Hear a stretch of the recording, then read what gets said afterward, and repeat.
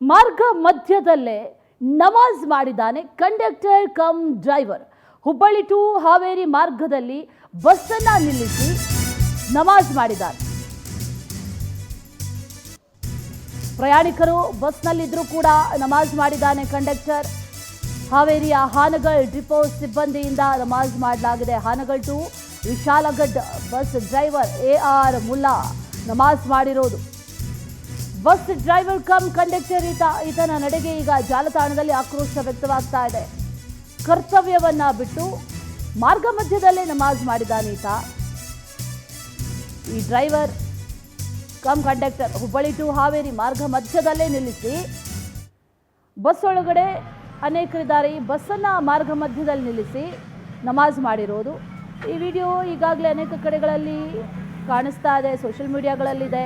ಜನರು ಪಾಪ ಅಲ್ಲಿ ಕೂತು ಕಾಯ್ತಾ ಇದ್ದಾರೆ, ಯಾವಾಗ ನಾವು ನಮ್ಮ ಡೆಸ್ಟಿನೇಷನ್ ರೀಚ್ ಆಗ್ತೀವಿ ಅಂತ. ಆದರೆ ಅದರ ಮಧ್ಯದಲ್ಲಿ ಈತ ಕರ್ತವ್ಯದ ಸಂದರ್ಭದಲ್ಲಿ ಈ ರೀತಿ ಮಾಡಿರೋದಿದೆಯಲ್ಲ, ಇದು ಈಗ ಸಾಕಷ್ಟು ಆಕ್ರೋಶಕ್ಕೂ ಕೂಡ ಕಾರಣ ಆಗ್ತಾ ಇರೋದು. ಹಾವೇರಿಯ ಹಾನಗಲ್ ಡಿಪೋ ಸಿಬ್ಬಂದಿಯಿಂದ ಈ ರೀತಿ ನಮಾಜ್ ಮಾಡಲಾಗಿದೆ ಅನ್ನುವಂಥ ಮಾಹಿತಿ ಇದೆ.